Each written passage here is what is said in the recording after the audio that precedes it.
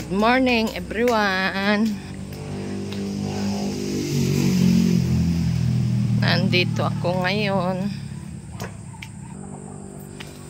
Nandito ako ngayon sa aming bahay. Ayan, ang aming bahay. Nandito ako ngayon. Ito ang aming mga alagang manok. Yan, marami din kami dito alagang manok. Iba din doon sa aming bukid, iba din dito sa amin. Yan, yung mga malalaking manok. 5 kilo yan. Yung lahing banaba, yung kulay brown ang shell ng itlog nila. Yan. Yung mga pupunta tayo ngayon sa aming kulungan ng baboy dahil nanganak kagabi ang aming baboy. Nag-anak siya ng, yun pa ang aming manok. Nanganak siya ng 9 na piraso. Kaya nga lang ay hindi naman namin alam nga manganganak siya ngayong araw na ito. Hindi namin alam nga manganganak sa kanina madaling araw. Nanganak siya ng 7. Ngayon, madilim, unang panganak niya pa lang, ang isang bulaw niya, kinagat niya, namatay, tapos yung isa ay lunod na nung pagkalabas, kaya namatay din. Kaya ito ngayon, 7 na lang ang buhay. Thank you Lord pa rin dahil may binigay pa rin siya sa amin na 7. Ayan. Yan ang aking inahin, unang anak pa lang niya. Ngayon, mag-ano muna ako. Magbibigay muna ako ng bahog. Yan. Wait lang. Bigyan kita dyan. Itong pinapainom ko, yung nilalagyan ko ng gamot lang.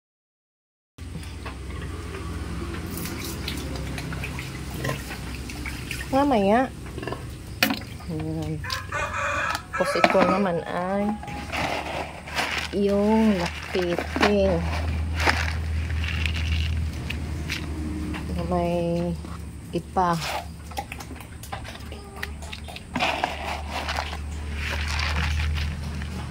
Lalahukan ko yan ng vitamins. Ito, sisikal. Para pampatibay ng buto ng aking inahin. At sa katulong din sa gatas. At madididi din ng kanyang bulaw.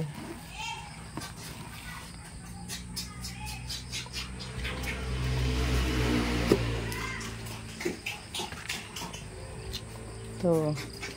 Lalahok ko lang ito dito sa kanyang pagkain.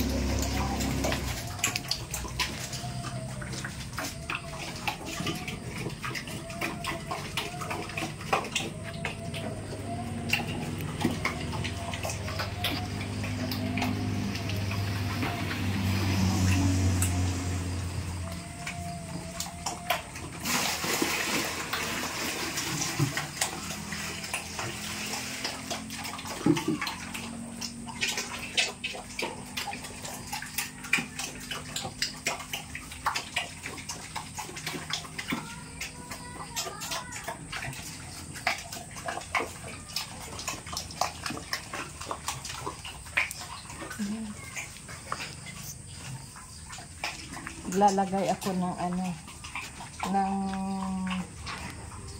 dagdag food supplement sa aking inahin.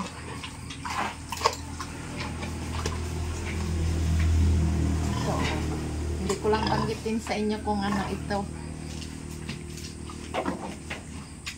Basta dagdag food supplement ito sa aking inahin, pampalakas ng resistensya niya.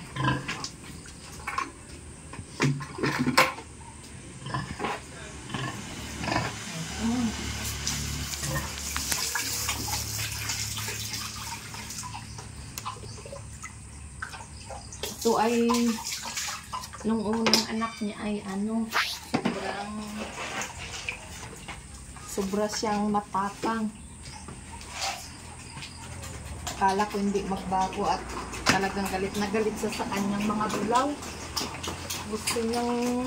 Halos gusto niyang kakagatin.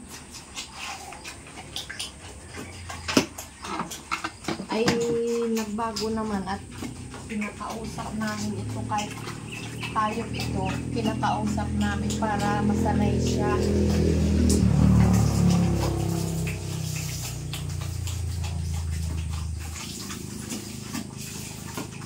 Nung kinausap ko siya na bahala nisa sa kanyang anak, tapos iniwanan ko at hindi ko kayang hindi ko kayang bantayan magdamag at ako'y nasakit ng ulo at kagabi halos alauna gising na kami nga mag-asawa nagbabantay sa kanya.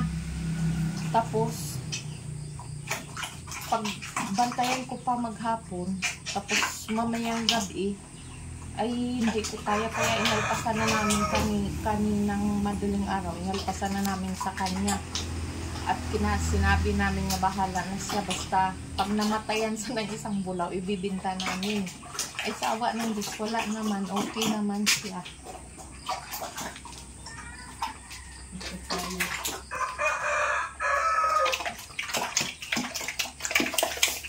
Linisan ko muna.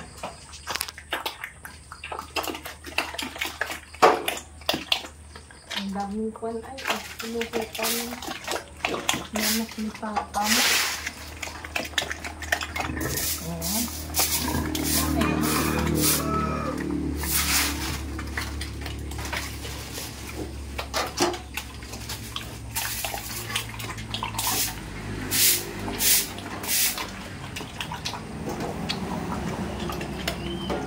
Nilinis ko ng musko at may ilaw siya. Kaya madami.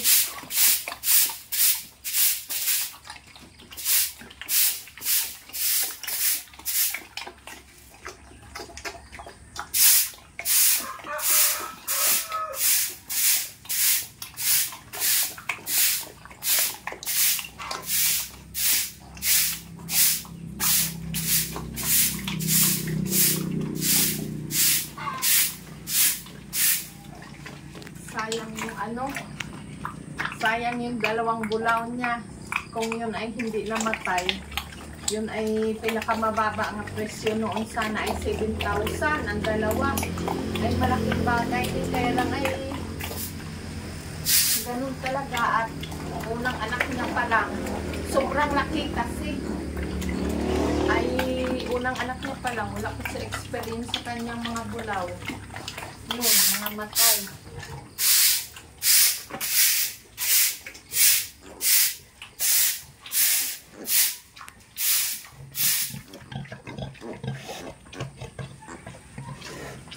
Pinakanggap niya.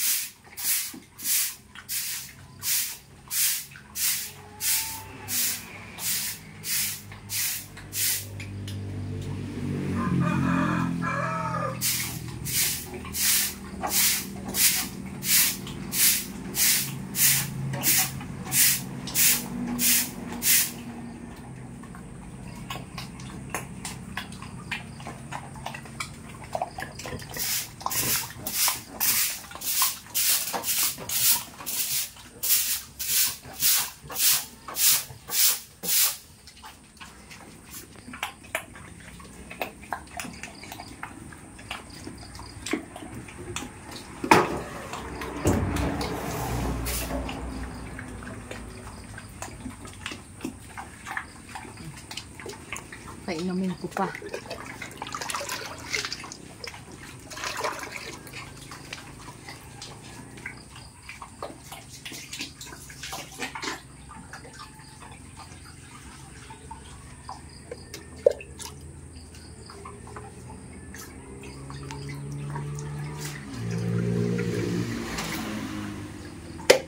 Din focus mo mga bulaw.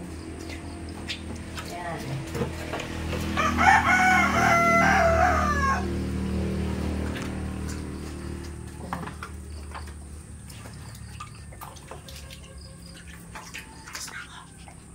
Yan, ang ating inahin, sobrang laki. Ito ay nasa 200 kilo. Itong inahin ko na ito. Yan. Yan ang mga bulaw, nakakatuwa. 1 day old pa lang sila ngayon. Yun, 7 yan. Ari ang pinakamaliit. Yan, nilalamig sila. Yan. Kanya-kanya silang pwesto kung saan. Yan sila. Hindi ko na binidyo nung nagpapaanak kami nung gabi, gawa nung gawa ng sobrang dilim at kami ay abalangang mag-asawa, gawa ng ito'y sobrang tapang, sinasaktan niyang kanyang bulaw, kaya hindi namin nagawa mag-video. Yan.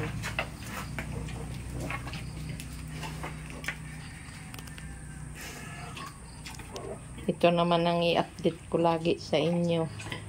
Naputulan ko na yan ng ngipin at naputulan ko na ng pusod. Hindi ko na rin ini-video nung pagputol ko ng pusod at ngipin nila. Yan.